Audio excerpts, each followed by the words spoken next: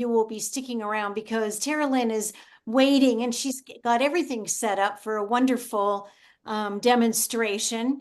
And she's got so much, yeah, so much to share with us. So we're really fortunate that she's going to be doing that for us. So I want to go ahead and turn it over to Terrilynn. Thank you for being Okay, on. thank you. Yeah, just a quick thing before you post that, make sure your music's not copyrighted because otherwise YouTube will give you a hard time. Oh, yeah. Yeah, okay.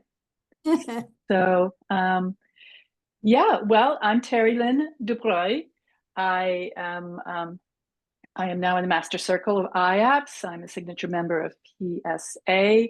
I have a Bachelor of Fine Arts degree, and I've taken a number of master level courses at the university. That's way, way back. I've been teaching art most of my life. I paint off and on. I've also been teaching other things, but now it's basically full-time art. I'm very excited this year to be involved in a couple of extra uh, groups that have teaching platforms like Artefacto out of Europe and Mastrius.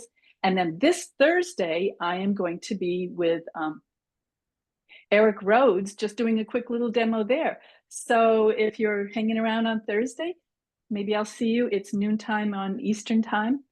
I basically live in North Carolina, but since Hurricane Helene hit, I have not been there. I'm still in Maine, which is where I'm from, and heading back after the holidays. My daughters both said, I have one in each place, and they said, stay put, enjoy the holidays in Maine. Maybe you'll get a white Christmas. uh, so I have been requested today to do a portrait. Couple of my portraits recently have won awards, which, I'm still a little bit struggling with imposter syndrome. I painted these paintings for myself. Basically, I mean, I've done portraits most of my life, but these were specifically after my mother passed. I did them so that I'm going to spotlight me, so that I could process her passing. And I found through this whole experience that it helped me tremendously, but also while I was doing it, it infused my paintings with more emotion than I had expected. At IAPS, I had seriously maybe 20 people come up on the verge of tears because the painting had touched them so much as well, they could relate to it. I don't believe I'm going to get that emotional in this painting today, but I hope it comes out fairly decently. I am such a teacher that I'm not necessarily here to create a finished painting for you, but I tend to talk about the process and the way I think. So please, if you have any questions as I go along, I do not mind that you unmute and ask me questions. And I'm just going to quickly, I do not project, I do not grid, I kind of do everything freehand. I want to show you a couple of things that I use in my drawing classes. This is one of my basic layouts for a face. This is when I'm starting, very beginning artist, and they don't know how to even approach a face, how to measure it out. I just start simply like this with the measurement lines, the eyes from the top of the head and to the chin. The eyes are just about halfway. What happens a lot is people forget about the hairline. So that takes up almost a quarter of the face sometimes. And the eyes and how the eyes sit in eye sockets. I also realized as I teach that because I have a sculptural background as well, I think in form, not just lines, but form. This is from Marla Baguetta, but I borrowed it. And she had this great, these are heads that you can purchase, and it shows basically how the planes of different areas of the face sit on the form, which the head is constructed from. And another aspect when you do work with faces, you want to consider the angle. Once you have that basic form down, you want to consider how it tilts and moves around. So those are things that I often cover when I'm teaching about doing portraits. But I know you've been sitting here a long time and you say you want to see some painting happening on. happening on. It's great. I know there's teachers around, so you know how you have to teach and talk and paint and do everything at the same time. So if I say something rather odd, please excuse me. I was going to paint this one, but as the slideshow was going on, I've changed my mind. And I do find that I think it works better if I go a little instinctively. So instead of doing this gentleman who I had planned, I think I'm going to play with this guy right here. I love the aspect of his construction, how he is in mostly shadow, and then that beard, you can just play and have fun with that beard. Pam, quick question. How long does this Yes. normally go? Usually about 75 minutes or so, if it goes a little bit longer, that's fine too. Nope, that's okay. People So I've got stick about an around. hour or so. Okay, or Oh, a little good. over. And then, but Yeah. please, anyone ask questions, anything, A quick because question. otherwise, yes, thanks. Do you photograph your own models, or do you, where do you get your? I normally, yes, I have a number of photographs, but today I grabbed this one offline. So when I am doing what I call my serious paintings, I mean demos, I don't necessarily, but I use all my own photographs. I did minor in photography as well, so I prefer using my own. But I liked him. The other guy was my own photo. Is it okay if I use this? Do you want me to go back to the other one? No, nobody's. No, we're good. And I want I'm to, just okay, curious okay. because, No, you great know, question. when you're studying portraiture, which I am, it's kind of, I found one website, I think it's called Museum, where people post their photos of themselves and give you all sorts of permission to use them and draw from them. And then people do and post, and it's kind of fun. Yeah. Yeah. It's a great way to practice. Almost any photo that you find, it's a good way to practice and get some things down. If you are thinking possibly of entering in a show, of course, you cannot, it has to be your own original reference photo, unless you change it dramatically. So, and I chose this gray paper for this gentleman. He felt cool to me, where if I go to the other one, see how much warmth is there. And that's why I had chosen this paper originally. Both of these are pastel matte. I just happened to pull out pastel matte. My go-to paper is UArt because you can do so much with UArt. It's a workhorse. I can push through with, I love manipulating and doing textures with alcohol and brushwork and scrapings and things. And UArt tends to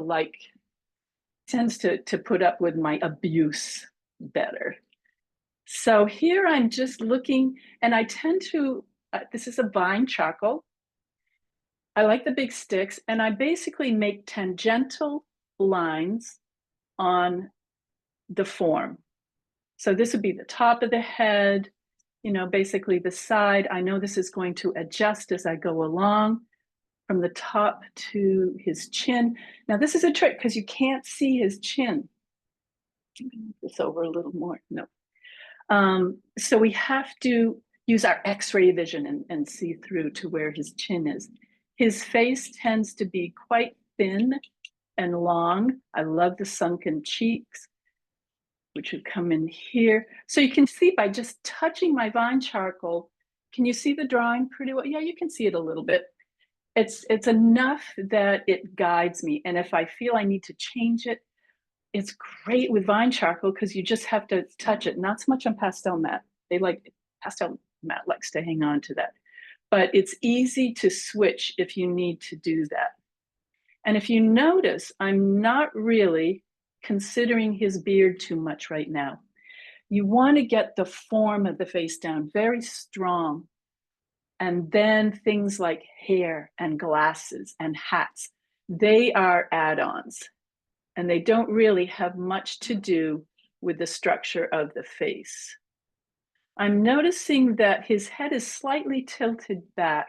So if we figure his chin is right about here, you can see that the eye if his eyes were open, are a little higher up than halfway. So here's halfway, and we're going to be up a little bit. And again, that's basically because his head's tilted back somewhat. So these are aspects you need to take into consideration as you're starting your drawing. I'm just doing some measurements here. This is that heavy eye socket. Just a rough idea of possibly where his nose will be. His nose will come here, and we're looking under his nose.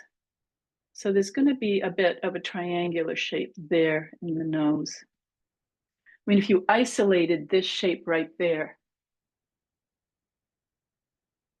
kind of triangular. I have a snowplow outside right now. Don't know if you all can hear it or not, but I don't think so. I have my AirPods in, so now I'm figuring out some of the shading. He has a very strong brow bone that goes across here.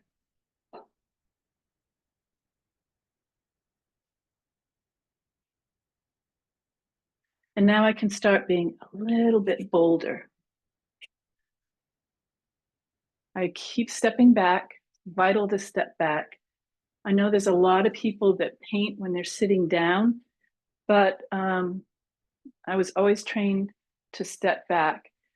Another nice thing is when you're on Zoom, if you have your camera on your phone, I can just look at that and it reduces in size the image nicely so that I can get a quick overview of the structure and how things are proceeding. Because if you need to make any adjustments, now is the time. This line will be kind of where that mustache line comes off. See how I'm just kind of setting that in? Even though the hair here settles in, I need to have some sort of indication as to where his mouth. I can't imagine trying to eat food with a face like a beautiful face, but how do these guys do it? My cousin-in-law has a full mustache like that. He doesn't have the beard, but I'm thinking, how do you eat? How do you get your food around all that hair? But they do it. And this man's beard is absolutely gorgeous. So again, I'm thinking, and a lot of people will use drawn lines. I like these tangential lines. It helps for me to simplify the form. Now I want to double check items. It's not the same measurement size. I am just kind of doing ratio. How far there? A little bit more than that. I think that's about right.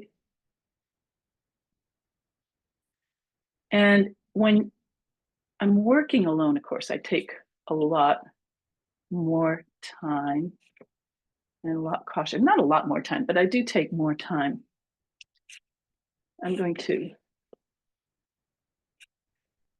here.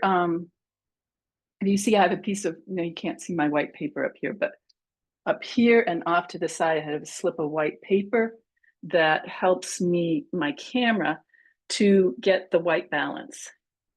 And there's also one under the iPad right now. And beside here is just a strip of a sanded paper. So I can check my color really quickly. I can check to make sure, is my whole stick touching the paper, or is it skipping in areas?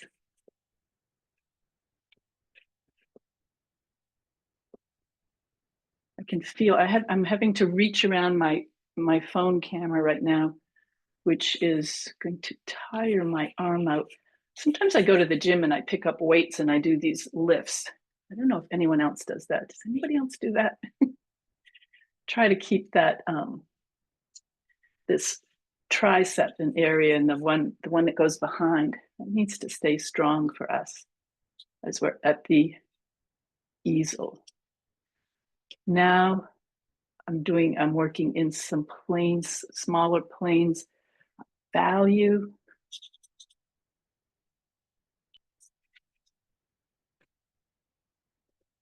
I did one little video the other day that it was another little painting of my mom, but I started without any lines. I started with just pan pastel, finding areas of color. And as I watched my own video afterwards, I was like, that's really weird. And then suddenly the face just kind of came out. It's like it appears almost magically. I'll do different approaches. I think more like, what do I want to say? Like the Beatles or like Picasso. I don't always want to use the same approach. I don't play it safe all the time, but I learn a lot and I love to experiment and try things out.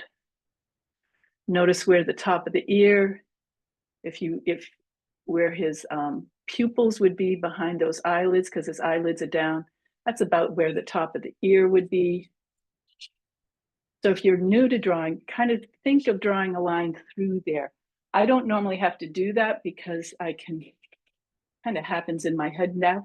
The more you paint, the more you work with something, the faster you can do it, the more of the process happens in our heads. Kind of liking this. So yeah, I chose this cool paper because he's more, I want to keep it in cool tones and I can have that light gray shining through. Kind of looks odd right now, doesn't it? This is about the point where I come over and I get my pan pastels. I have a number of sets of pan pastels. I like these because I can very quickly get some color and lay it as an underpainting almost right onto the artwork. I'm thinking areas, planes of form. It's going to be darker.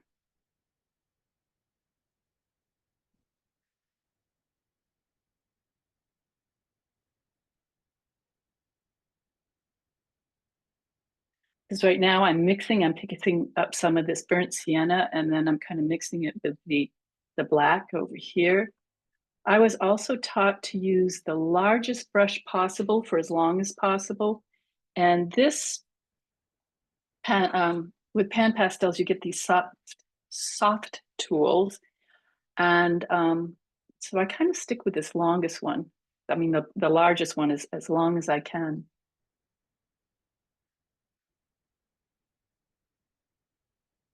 At this point, I'm using just a corner. Even though the tool is wide, it's like a brush. You can use just one corner of it if you want, so you can twist and turn it. Let me try down here. Like if I bring it down here, I can make a thin line, or I can bring it down and make a thick line. So you see very quickly, you can lay in a good amount of color if you want.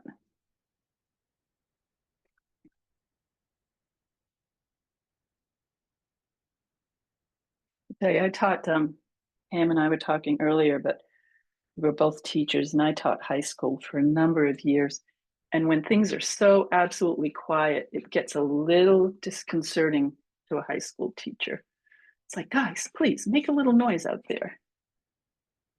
I'm just throwing in a little of this purple now. See what might happen. Because I want to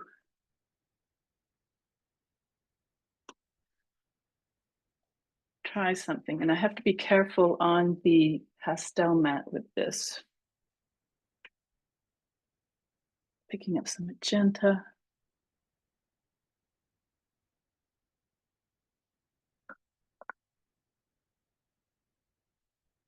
The blue. So you can almost see how I'm working from the larger forms down to smaller forms.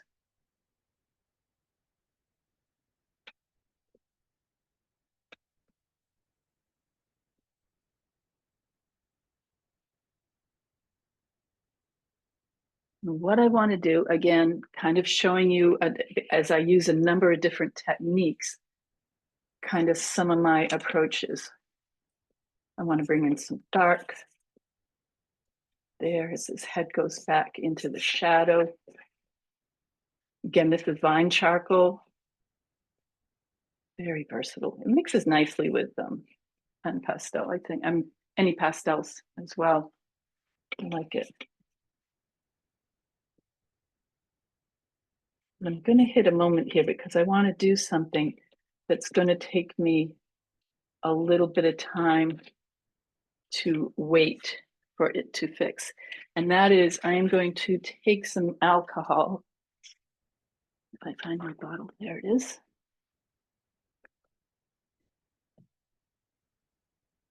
Because I like, oh, this is on that board. I'm just going to dribble down some alcohol here. And this will add a texture and some interest into some of the areas of the painting. I mean, for years, I would work so hard to make everything look absolutely as close as I can to perfect. But I like that natural kind of haphazard aspect of paintings, things that will happen that you don't necessarily have total control over. It brings in an element of excitement and interest in a painting. I'm gonna see, we got a little gray. So while I'm kind of waiting for that to dry, it didn't dribble very much. But maybe you get the idea. I don't want to dribble it too much because it's going to slow down. Normally, I use the 91% isopropyl alcohol. Be a little bolder here because it dries faster.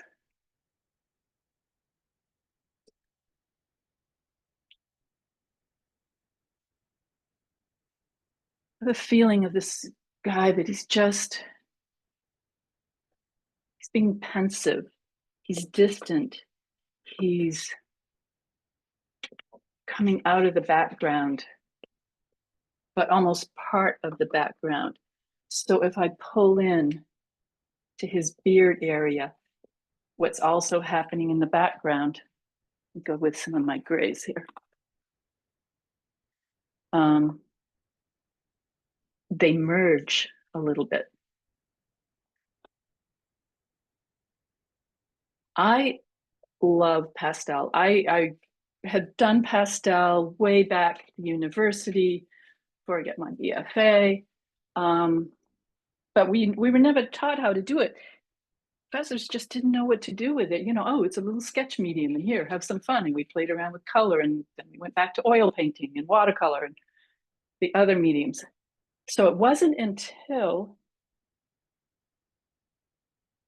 2017 that I joined my first pastel society. And after that, I just realized, because I was working with Rembrandt pastels, a little bit of new pastels back then, some old wonderful rectangular Grumbachers, which you can't find anymore. And I was using Mi-Tinte paper, Canson Mi-Tinte. That's all I had. And then I joined the society and people came up to me, oh, there's soft pastels now. There are sanded papers. And it was a revelation to me. I just took off and got so excited about pastels. It is seriously, I think, the most versatile of all the media.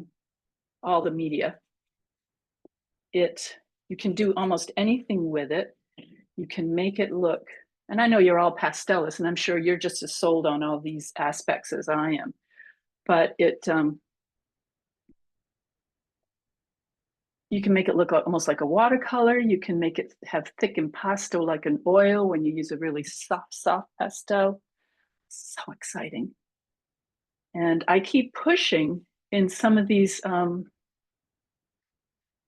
groups that I'm in to have more people do pastels, but some people don't like it. They think it's kind of messy.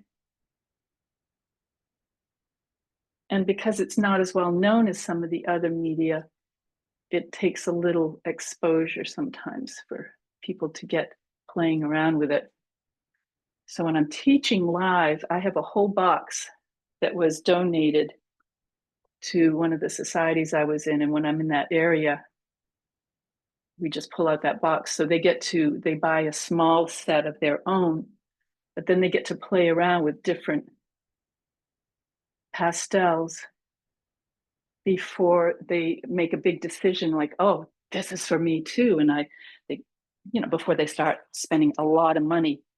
Is Laura still here? Because Laura Pollock can tell you a lot about spending money on pastels. A lot of us do. Yes, I'm still here, and yes, I spend a lot of money. But also getting awards. That's why wonderful thing of joining societies and entering shows and stuff. Before you know it, you're like, oh, that's how I got most of my pan pastels. It was just a couple of awards. But we can't help ourselves. You get to IAPS, you go in the candy store, and you just, oh my goodness, I want it all. I picked on Laura because I've been to Laura's house and just drooled at her in her studio at all her pastels. Pulling out a few highlights. This is not real light. Looks like they're here. I think that will be good. Again, I try to do almost as much as I can, as quickly as I can, while the impression still holds me. The reason why I chose to paint this particular face, if I work too slowly, I often lose that, what's the word? The impulse, the impression. That's not the word I'm looking for. It's an I word, and I can't think of it right now. Somebody help me. I work very intuitively most of the time. And the more intuitive I am, I find that it seems to have more impact in the painting, more of an emotional impact. And I'm getting to the point where, to me, more and more, that's what I want.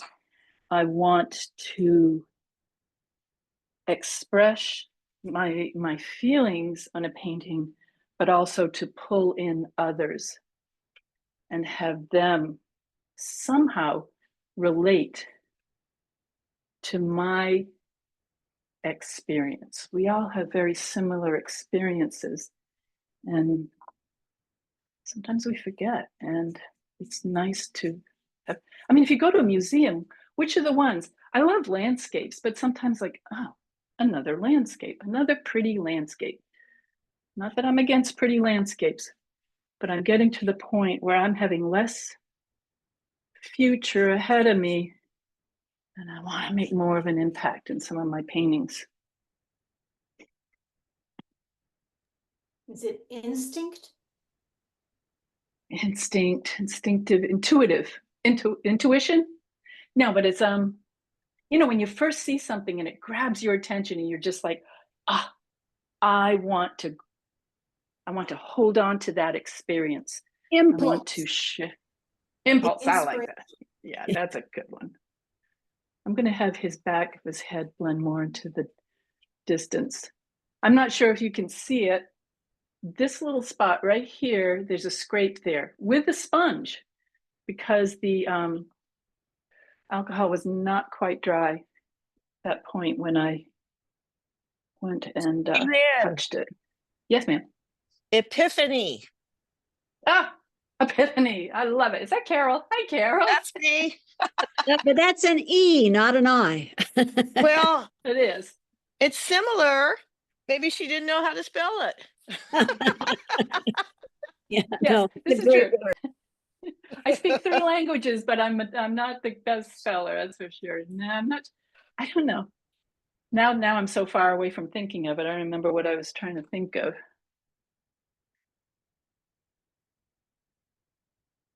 Impact, that initial impact of an image. Okay, let's I'm almost ready to switch up. Whoa, that is much lighter than I expected it to be. But I might want that on the nose a little bit. Yeah, it's important, as many of us know, what paper you use if you're going to be experimenting. This was a faux pas. I would not have had a problem with this alcohol on here if I were working on Lux Archival or on UArt. UArt. Yep.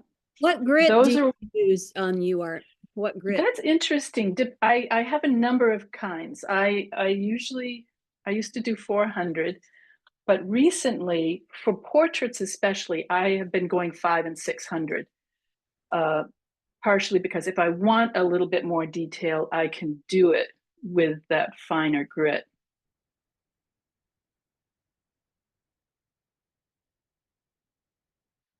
I'm just having some fun here. Okay, there are certain colors that are not in this set that I have. So that's what I want. I wanted something a little more neutralish.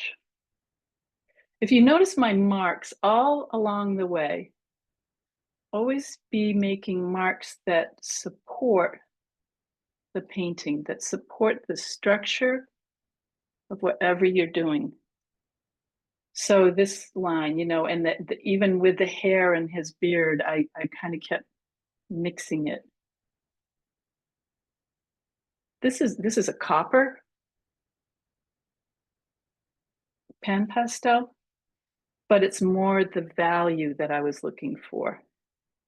I didn't really have many mid values in the pan pastels. I have lights and I have darks. I'm going to soften this up here a bit.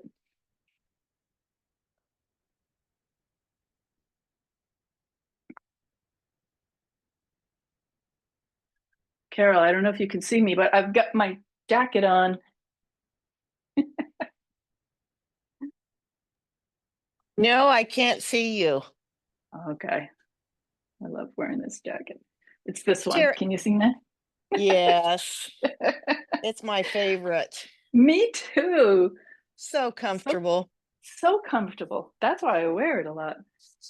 Terrilynn, right. I've got a Yes, ma'am. question about the soft pastels. Yes. I don't have every color of soft pastel either, but I have been finding that if I will take a soft pastel, as far as a pastel stick, and Mhm. rub it on the paper, and then I will use the tools for soft pan pastels. I'm Oh, sorry, like, I'm oh, I getting see what you're confused. saying. No, I know Yeah, what you mean. So if you took and something like this, right, and you yes, brought it down here, you could use the soft tool to pick that up yes, and spread it where I need to spread and it. transfer it over. That's a great idea. You could also probably do that with, you know, a finger bit. Great idea. I used to use fingers all the time. All right, this is about the time I need to step back, double check. Now, if we're doing a known person, which this guy is not known to me, I would be especially focused on his features.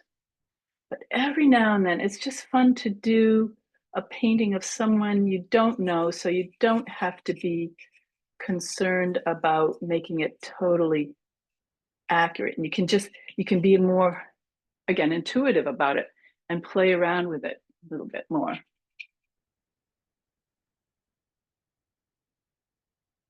I have been trying to get looser in a lot of my work, more relaxed, more expressive.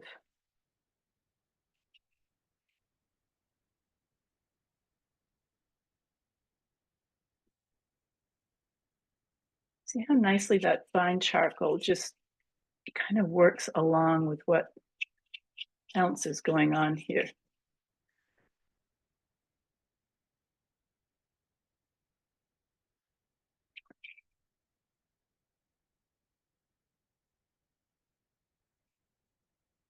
Now I'm working more in line. Those lines are kind of following the form of the face along the temple here, down under that very heavy eye socket. And older people, you can see the eye socket here. The lids tend to cover most of the eyeball, but the socket is shaped that way so that the eyeball fits into it. And the lower, you don't see so much here, but our lower lid is where the bone, you can actually feel the bone under that. And that's why we get, you know, circles under our eyes, because that skin sits and gets caught right on that bone. Now I'm looking at the angle of the eyelid going across here. Slight curve, very slight. And then his eye is slightly open.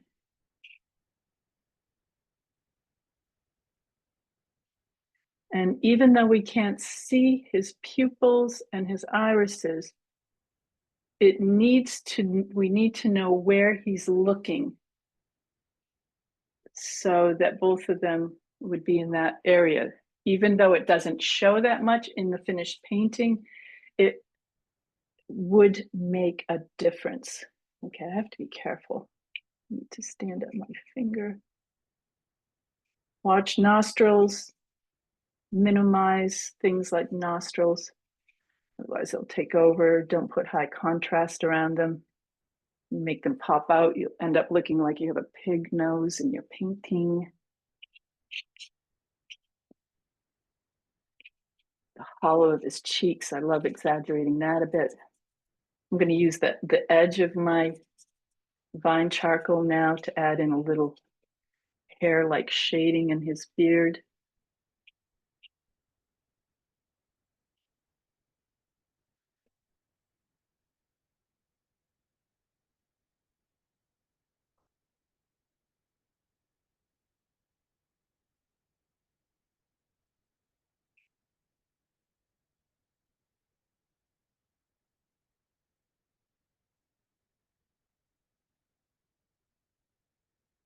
I'm still working dark and middle values. Watch this down more, a little bit down. Down in value is what I'm meaning. This is a hard time of year. I hope people are painting. I mean, holidays really keep us kind of away from our easels. It's important, even if we just take 10 minutes a day to get to the easel, throw up a piece of paper before you go to bed or something, so that sitting there nice and blank and saying, paint me in the morning.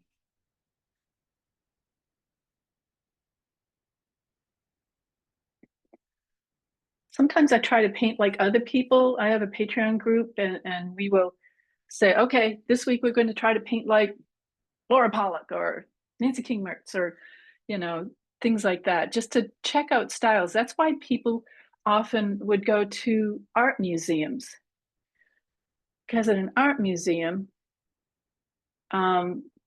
you're kind of copying the masters to learn from them. This color is good, but it's almost too warm. I want to give him some more cooler tones in his face. I think I can use this in just a couple spots. And you notice I'm not really defining perfectly all his elements. If I can give you the impression of this guy without spelling out every little detail, then when the viewer comes to our artwork, they have to bring part of themselves to it. They, as I'm looking for a color here and I'm trying to talk, it involves the viewer in the painting. If we spell it all out totally for them, then how do they get involved? Okay, this is where we start looking for colors. Then I need this and this and this, and I'm not finding it. How about this one? That's kind of purplish. That's what I'm looking. Deep. I used to say to my students, I'd say like, well, okay, if you want to do total realism, I mean, there's amazing total, people who do realistic paintings, but for me, that's what my camera is for. Take a photograph. Is that a Giraud in your hand right now? Or I don't know. It is so worn down. I am so sorry. It's a beautiful color. I just wonder. Isn't it it's a purplish grayish brown, and it's just wonderful. Yeah, I if you look at my palette, do you want to see my palette? Well, I'm plugged in, but I'll show you my palette after. I just throw things in there. I have homemade pastels. I have just whatever colors are working for me go into it. When I go to IAPS, because I know the temptation is to buy everything that's there, I go with my little nibs. Like when you have a really favorite color like this and it's just a little nib left, this is a very light yellow green. I'll put this in a box and take it to IAPS with me, so I'm not tempted to just like, oh, I love that color, I'm going to buy that, I'm going to buy that. It just helps me, for my own personal needs, limit what I'll be buying. Now I'm just kind of very lightly glazing in certain areas, trying to define. Go a little down here. Step back. Okay.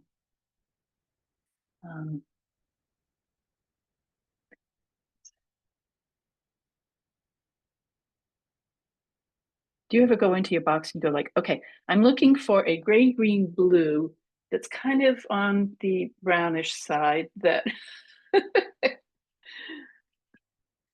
in watercolor and oil painting, those other people the people that do all, other mediums, you realize that you can mix colors in the other medium. But in pastel, it's pre-mixed, but you can also layer. One thing here's another aspect of pastel. Because it's particles sitting on the paper, you have a little bit of layer of particles here and another layer crossing over them, and then another layer on top. And all those layers sparkle through each other. And it's so exciting to, it's too yellow, to have the layering effect of it. And we don't want to spray it, or I don't want to spray it, or too yellow. I don't want to smooth it down too much, because what happens is the particles, if you've seen a microscopic photo of pastels, they're like little pieces of mica, the pigment sitting on your paper. And if you blend it a lot, it's going to take that where it's sitting up like this in all these nice angles and catching and refracting the light and reflecting the light. If you wet it too much, or if you smooth it too much, it's going to flatten those particles down. So they're not going to have that luminosity as strongly as if you leave them as much as you can sitting as you put them down, just unblended as much as possible. But then other times we need to blend. Again, that's the versatility of the medium. It's just wonderful. Sorry, do you think? No, go ahead. Do you think pan pastels still have the sparkle? Yeah, they have some, but I use those as underpainting more. I don't usually often use them as much, because it is the sponge is going to push them down, right? It's going to flatten them somewhat. But I've seen amazing paintings of using just pan pastels. Absolutely gorgeous. There's no rules. We learn the rules and then we break the rules. It's nice to know the rules first and then play around with them. Okay, I need to step back. I'm not trying to copy this photo exactly. I kind of use this as I haven't been looking much at this at all now. I'm looking a lot more at the painting.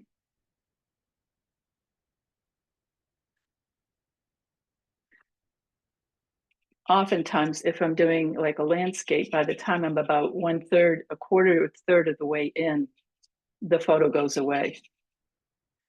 Faces are just a little bit different. I think he needed to be just a little wider right here. And this ear needs to come out a bit more. Now I've got it too high. So that was a pan pastel color. See if I can find something similar, too bright.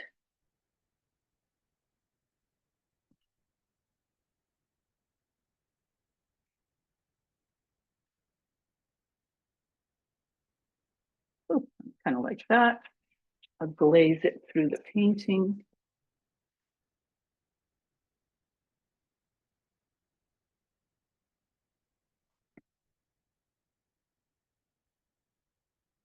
I'm going to pick up another.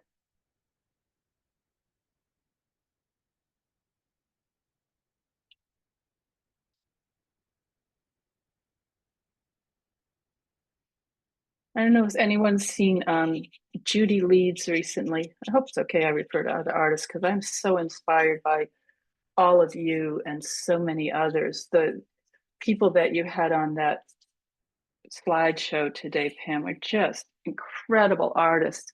And I love that we all work so differently and we all have our own personal voices, our own styles that come through. Judy Leeds last summer went out to Monhegan Island in Maine. He's got a bony shoulder. Look at that. Neck comes down in behind. Well, some sort of really bony shoulder there. Anyway, Judy went out to Monhegan, came across this gentleman who was walking around the island, no shirt on. And she asked him, took a number of pictures of him and has done some amazing figure portraits of this man with have you seen it? With the big beard and the wild hair. Yes. Yes, she just got a good award with that one. Yeah, that guy has brought her a few awards. I realized that today. I'm like, she's getting awards off this guy like I've been getting awards off my, paintings of my mom and stuff. I need to finish the series with my mom, but I'll tell you, if you're going through a hard time and you're an artist, let your art help you. It really, really can. And good times too, not just hard times. Okay, I could keep defining him a little more. I want to bring in some darks. And this is not dark. This is a vine charcoal, of course, and here is black. I don't know if you can see it, but vine charcoal is a dark charcoal, gray, and black is much darker. This is too harsh. I'm hoping I can blend. Now, another thing to do is you can put some vine charcoal off to the side, pick it up with your finger. And I just want to soften the edge of that nose. Put a little sfumato in there. Maybe again on this edge too. I'm looking back at the picture, mostly for the form. Get some wrinkles going across here. Irregular. Things in nature always need to be irregular. My poor little Patreon people, I'm like, oh my gosh, you got little soldiers there. They're all lined up. Whoever photographed this did a very interesting job doing it with the light just hitting this area of his face and not much at all up there. I want to soften that as well. Too purple? Nope. It looks like a caput mortem. Do you remember? This feels like an old Grumbacher. It's that angular one, not the round Grumbachers, but the old. Did anyone else have those? I like them a lot. I still have a full set of my college Grumbachers. Do you use them? I sort of save them because they're precious now. Yeah, but what are you saving them for, Laura? Come on. I don't know. Torchon blending stick here sometimes just helps. Again, intermittently, don't overdo a good thing. Okay. But I want this blending a little bit more.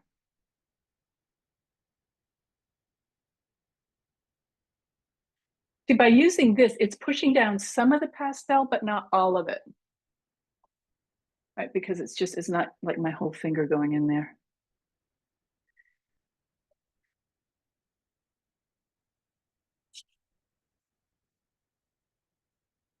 Now I'm looking at the form. His beard is like waves on an ocean.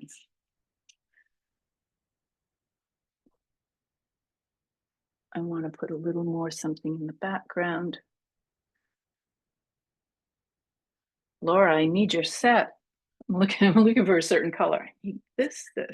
Too light. Oh, this is one of my favorite colors right now. This is a Diane Townsend dark olive green.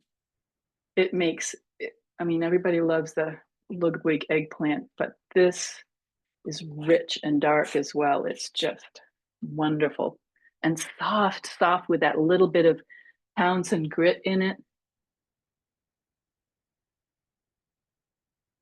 See, I just want to be in the studio with you all, so everybody's talking and sharing ideas, and instead of you all being so quiet.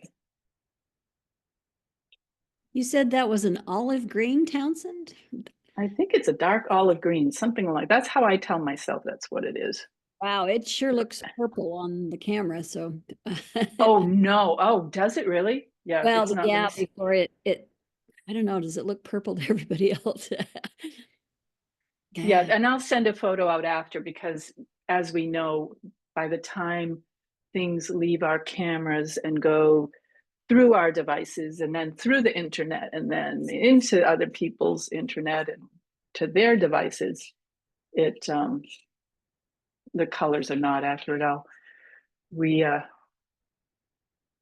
group of teachers wanted to approach Zoom and go like, can't you fix the color here? It's coming through so inaccurately. Oh, good. I put that color back. Now I want it again. This one.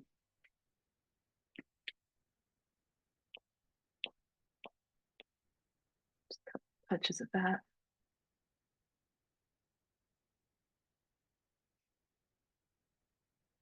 Just a little hint of that soft blue right there, because the white of his eye is going to be shaded. And then I want to take, I'm going to get in front of the camera probably here.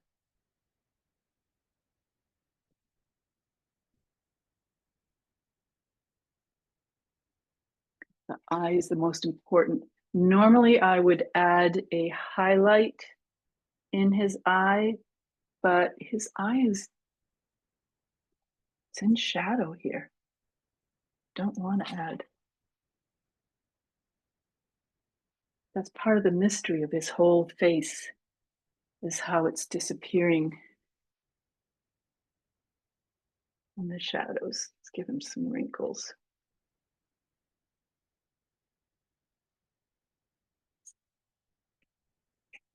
Bring that back. Emphasize more darks. Soften that up a little bit. Ooh. Who was that gave me that idea? Bonnie, that was you, right? About picking up color with your finger or with a sponge. I can pick it up maybe enough with my finger just to add a very subtle touch there.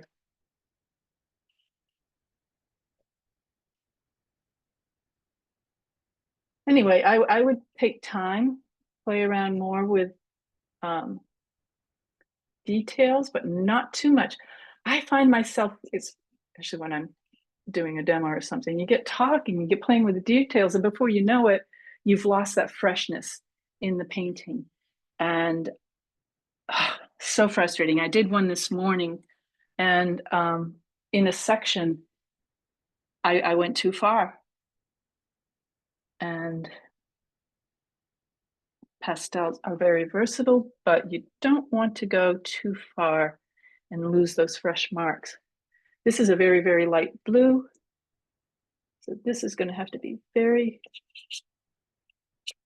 sparse and judicial, catching just the light in the right spots.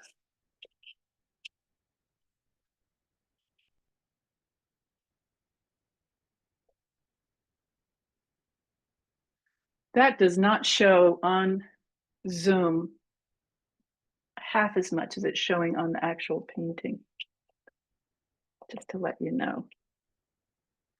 I'm sure a lot of you, if people have bought stuff off from your website and then you mail it to them, somehow you ship it to them and they go like, oh, this is so much more beautiful in person than it was on the, well, yeah, because you're not seeing the true colors and the true textures, and you get it in person, and what a difference it makes. A little bit of, don't want too much here, just a hint. Combine laying the pastel on its side to using just the tip of it. I'm going to use a little on this side here. Highlight on his nose.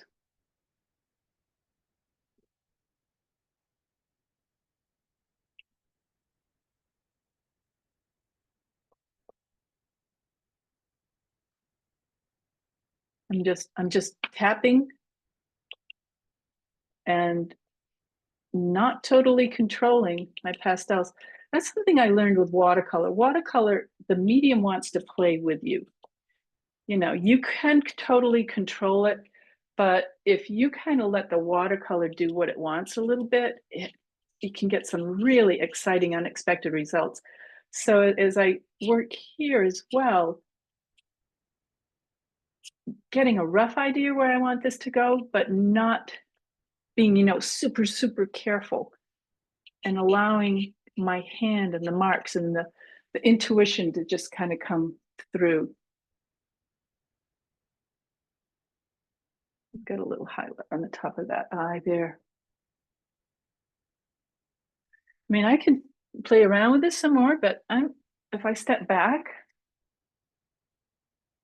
I'm pretty happy with him. This would be the point where I would set it aside at least overnight.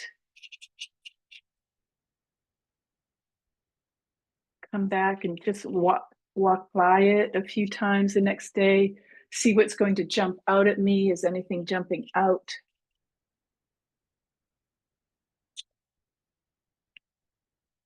I really wanted to emphasize a little more that deep set quality of his eyes.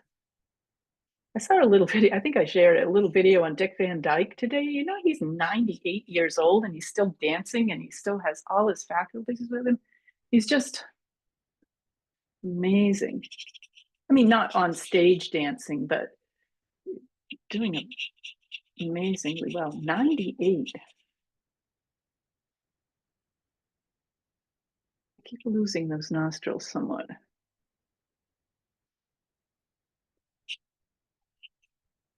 Add some lines in here.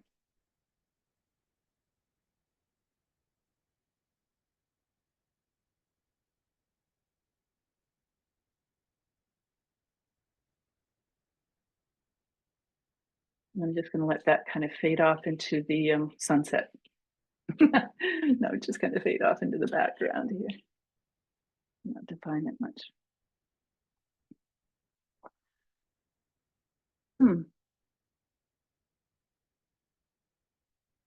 See, I have a feeling if I do too much more, I just don't want to do too much. I'm going to come back and check it. So, because I don't know this guy, I can turn that off and not necessarily be concerned about that. I'm looking here, I'm thinking, if I think through his head, his chin seems to be in the right place, his neck will come down from behind his ears and then down, and then this comes off. So that shoulder, it looked a little off to me as I stood back, but if I'm thinking through, there's his jaw then his neck, and then the shoulder comes from behind that way. I think that works all right. It looks a little odd, but his nose looks a little weird too. I'm going to add a little warmth to his nose. Check the pastel off to the side. This way, by having this, I can see how wide it is. Which way do I want to touch it? This way or this way? Maybe a little bit like that. Just to yeah. How are we doing, Pam? We're doing great. I'm sorry, I was just fascinated sitting here looking at it. I was just fascinated. That made such a difference what you just did, those last little marks on his nose. That because it was too dark or too colorless, I think. And when I'm looking at this color in my pastel box, it didn't look interesting, but it works really well. I might add a touch on the ear too. Whoops, didn't mean to touch there. Yeah, thanks. I can do something else if you want. I don't know how to feel. Wait, How are you all doing? Because Yeah. that's up to you. speak up, folks. I don't know how much longer they want to go on. We still have a pretty big group here, which is Oh, what? Oh, thanks. Sunday. Yeah, look at that. And you're not getting conversation, but I think it's because, like me, everybody's just sitting here like just watching every move. Oh, thanks. I love doing little trees. Can I do a quick little tree, maybe? Yeah, do a quick little tree before you sign off. I think that I'd love to see it. I think people are good with that. And if people need to go, it's all being recorded. So maybe just a quick little tree and then we'll. Yeah. This guy was out back this morning. And I'll tell you what I did yesterday is I was playing around, I'm looking for it, with ink under paintings. Oh my gosh. How about this one? Look how, see that, can you see this? Yeah, okay. Look how incongruous this is. This has nothing to do with this. What do you think? Can we work something with this? Let's try it. You're a miracle worker. What kind I don't know. kind of ink or what kind of ink is it? And what paper? This is on well, this said it was pastel matte, but it has more tooth than the regular pastel matte. So I don't know if it's, can you see my whole board? Sorry guys, it looks like my phone slipped a little bit.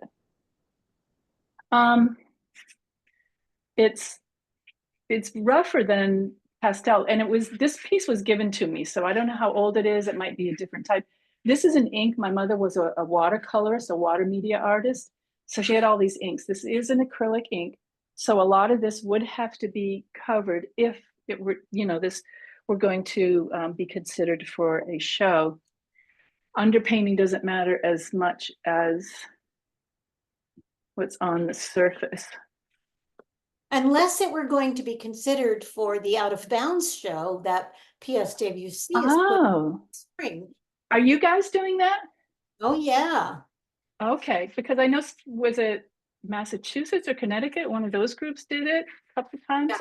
And Maine is considering doing that as well, which I think would be fun and great to have some of these mixed media. I know Carol Strutt-Wathen, she does incredible things with inks and different textures. And here's that dark.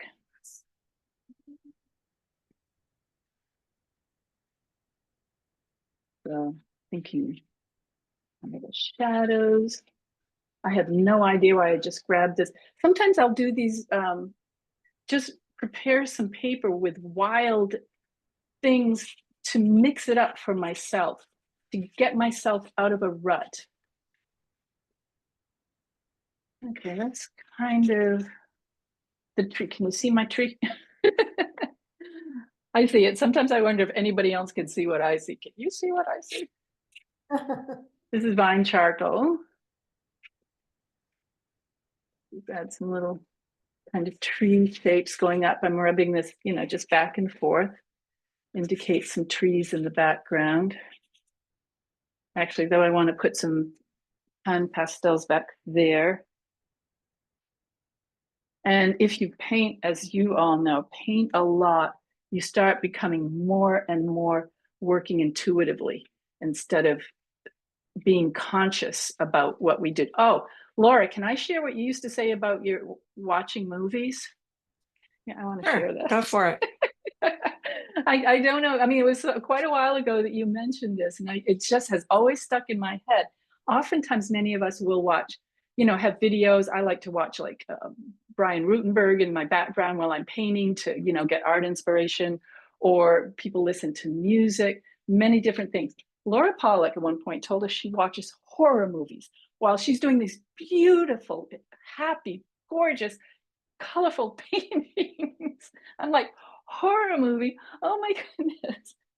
But the reason I believe we do that is it's a oblique strategy. Oblique strategy is something that we do to get our mind out of a habit, to get it out of thinking too consciously, to push ourselves into another direction.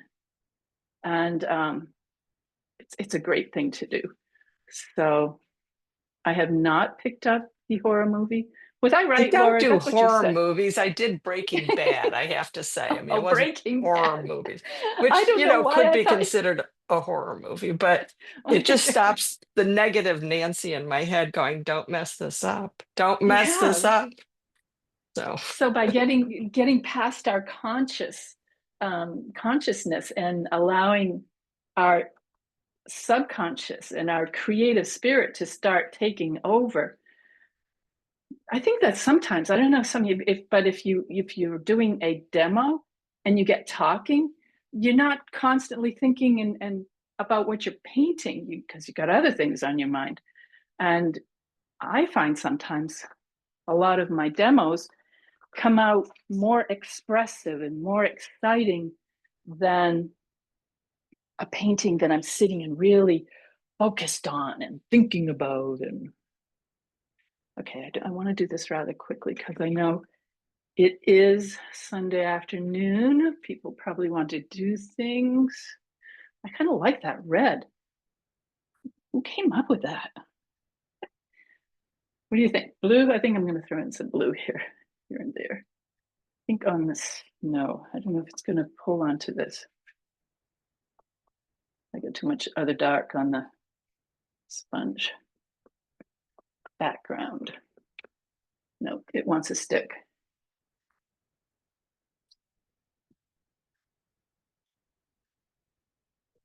All right. I do. My favorite paper probably is Lux Archival. I just don't have a lot. I have a lot of other papers that I'm working through. I had more given to me last week. Like, oh, now I have to use this. This is just some, I mean, it's blue. There's not really blue sky. There's kind of a blue snow peeking through the woods here. But again, I'm not looking at this too much, the photo. Kind of ignore that.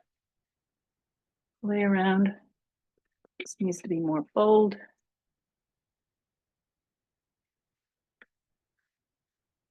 But I love working intuitively.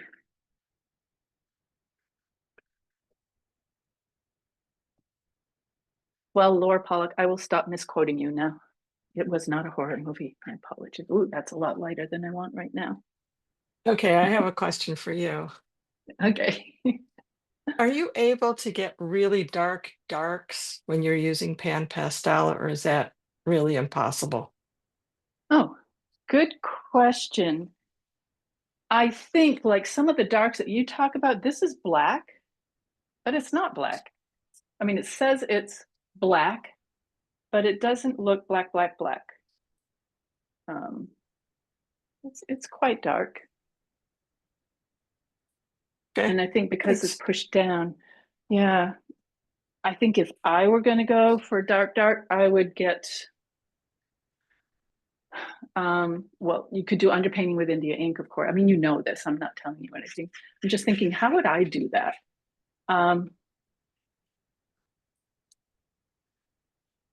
I've always I would, treated pan pastels as a transparent medium. Transparent pastel. do you glaze it over things or? I glaze it over my monotypes and drawings, watercolors. It tends to be so transparent that you've got to combine it with other things if you want that deep darkness. Yeah. If Got I it, wanted a deep, thanks. dark, yeah, great idea. I would probably go with India ink underneath painting, or charcoal, compressed charcoal, and wash it in with alcohol or something. But I love how everybody's experimenting now and trying new approaches and new thoughts, new ways of doing things. Step back. Dawn Emerson does fantastic work with pan pastels and Oh, yes. yeah, so Yes. she gets very dark, dramatic effects. She's doing workshops. Oh, I guess it was this weekend and next weekend where she's doing Sumi ink on clayboard and scratching through. Oh, yeah. What a great idea. Sumi ink on clayboard, scratching through to the clayboard. Yeah, so she said you'll never use what is it? Scratchboard again when you see the effects you can get with this, but she puts a lot of different inks because she had some printmaking experience too that's really influential. Yeah. Yeah. Yeah, and I think a lot of times, like my sculpture background, I mean, I studied sculpture, I almost majored in photography. I loved printing, but to do printing, you really need, like lithography and stuff, you need a printing press. Yeah, she And got one.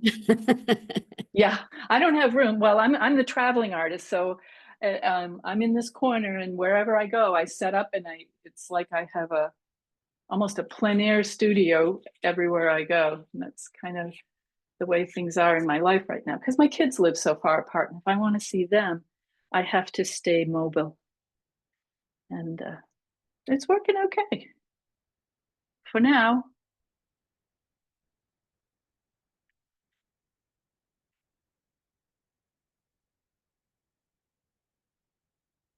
Okay.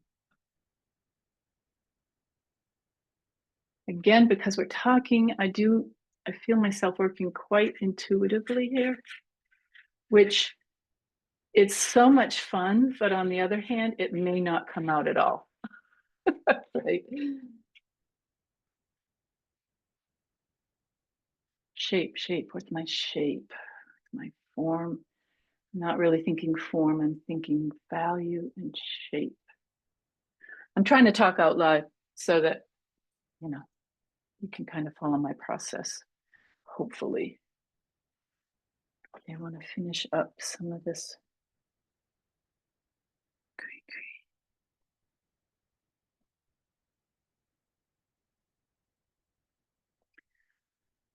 The form of the snow kind of comes this way, but I'm enjoying what the ink kind of did there. I'm going to kind of encourage that and follow along with it.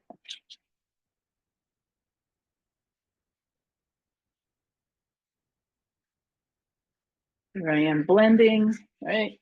I don't usually blend. But look, as you guys know, look at I've got 3 colors shining through here, like I was talking about the overlay of colors, which you might not be able to see, but it is there. Let's see when I send you. Here's one of the very first pastels I ever made myself from leftover pastel. You can see the other pieces in it. I did not grind them up enough. So when I use this, I'll do it here on the side, I end up with lines going through it. This works for some things like rocks and stuff, or right here, like maybe grasses, but you don't want to be doing that on a portrait. All right. I'm going back to the dark side again. So I want to wash this in. But it's good to have a solid paper that you're comfortable with. I would love to take some alcohol and play around with this, but I know that would upset the surface. Pastel matte takes water fairly well. As I did earlier, it takes some alcohol if you don't overdo it. I'm not that happy with this. This is too light. Let's see what wiping will do. We'll make it dull.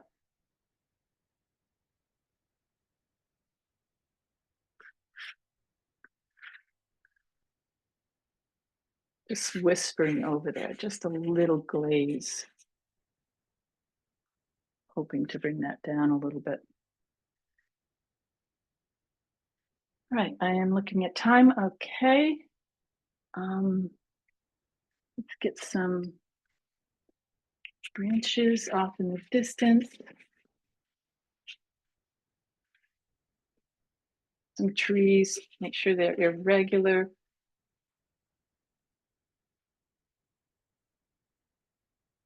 A lot of these are pine trees. This one in the front is not, that's a spruce.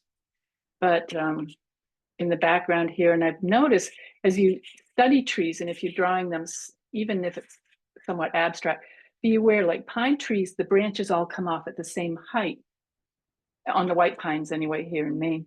And then other trees, they stagger, the branches stagger.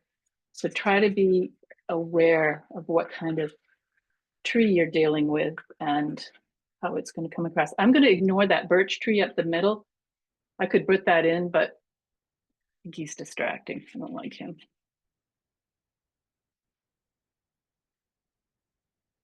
Trees are a great subject for being loose and free. I'm almost done there.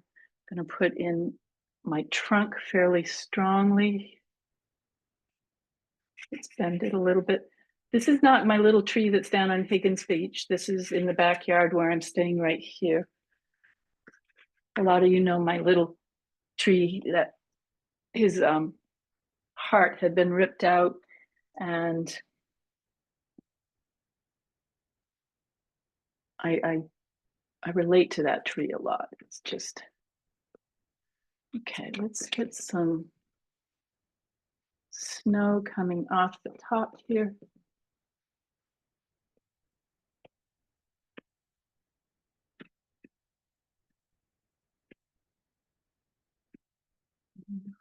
Sun's coming this way. Try to keep consistent with your light.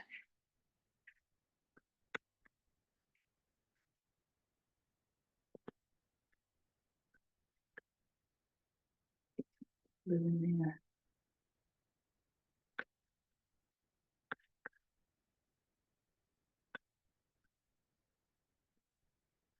Thinking of the direction the branches are growing in, coming off. The upper branches tend to be lighter, so they tend to reach up a little higher or out more. The lower branches get heavy, really ponderous, heading down into the shadowy areas.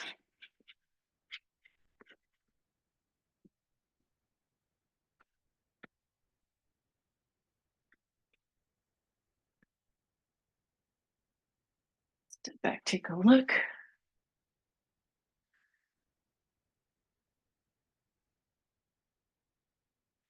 A little more green. Pretty rich.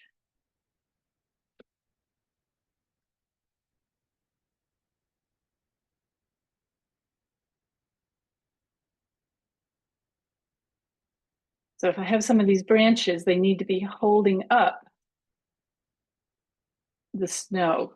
So the green will go under the snow areas of,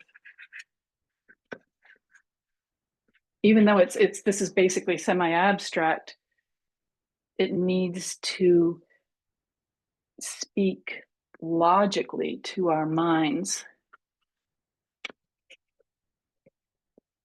Oh, it's too yellow. That's in the wrong place. Let's try this one. That's better.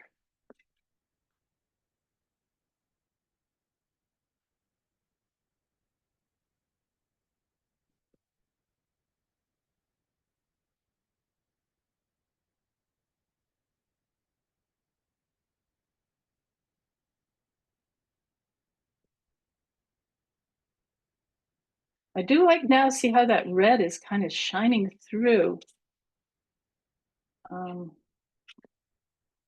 Green and blue. It's adding a nice simultaneous contrast.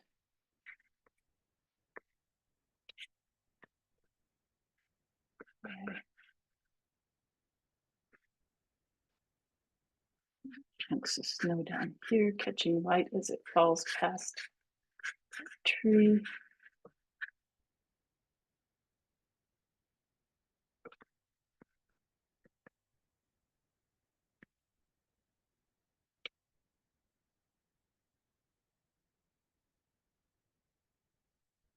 I can't see, I'm telling myself right now, don't overdo a good thing. Don't overdo it.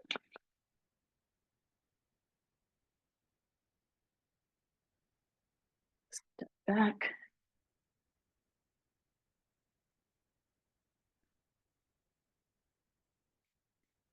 I mean, it's quick. It's not excellent, but I thought it'd be a nice little extra something to. Actually, it is throw excellent, in. excellent. It's really gorgeous. It's kind of. I really like that red. I like that red shining through. This is kind of just not defined. Let me see what I have here. This might work. There's some grasses in front here. I can maybe highlight a couple of those.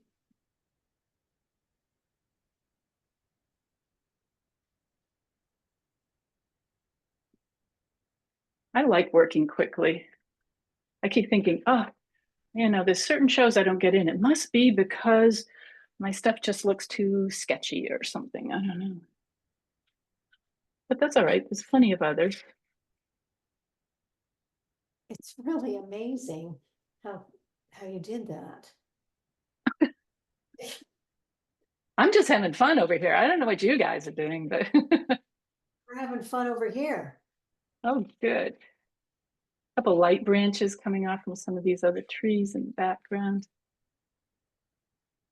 That's one thing that new pastels are really great for, is like real quick, you know, branches and stuff. Nope. See, I was just, sometimes you got to just step back and leave it alone. I am going to add, I'm checking the design on this darker area here. That's that right there. When I take that tape off, that red won't pop out so much. That's interesting. Well, that was kind of fun. Little bonus demo, right? Wow. Let me show you the one I did this morning. It's quite different from this because I was just warming up this morning. You ready? Wow. And this was this burgundy paper, and I had a dark green ink on it. That dark green that's in the background there. This was a gray paper with really that red ink. beautiful. Really Look beautiful. how different just by using different colors. Oh, so much fun. So much fun. You still have time to show us your palette or your setup? Oh, yes, sure. Let me unplug the phone. So this is my main palette. I do have things stored, but this is it. That's basically what I work off from. I have recently added these neon colors, just a couple of them, that pink and that red one there. They crumble easily. I was doing a demo for Art School Live, and it crumbled while I was in the middle of the demo. And then a piece of it got on the rug down below me here. So I had to show people how to get it out of the rug. Oh, yeah, I saw that video. Did you? Yeah, good. It works pretty well. Yeah. How But do you whatever. get it out of the rug? With here, let me get spotlit here so I can show you. I made a little video, it's on YouTube, but this brush cleaner and preserver. So I vacuum up very carefully at first, you know, very lightly to pull as much out, and then anything that's left in, this brush cleaner basically gets it out. I wet the carpet a little bit, and then I use that brush cleaner, and I use a clean, damp rag to lift the rest out. Oof. Wow. Well, talk about getting the bang for our bucks this morning. Thanks, Terry. Yeah, I'm in the middle of the afternoon here already. Oh, and the yeah. sun, Well, you know when the sun goes down here? The sun sets at 4:04 today. oh, I know, it's crazy. It's so. What's with that? Hey, it's 4:44 out here on the West Coast, so Yeah, it's. I mean- the sun would have been down already. it sets at 4:44, I meant to say. Yeah, out here on the West, so not Yeah. No, not I'm at 3:00 right now, so I have about another hour of sunlight. Oh, my gosh. Yeah. Well, thank you Yeah. so much. Robin's nodding her head. She understands. Thank you, thank you, thank you. You really gave us so much to think about. Thank I you. have to apologize for leaving it to you to give yourself your own introduction. What the heck? Gosh, That's all I'm not usually that bad. I think I was just flustered from my flop of right. Yeah.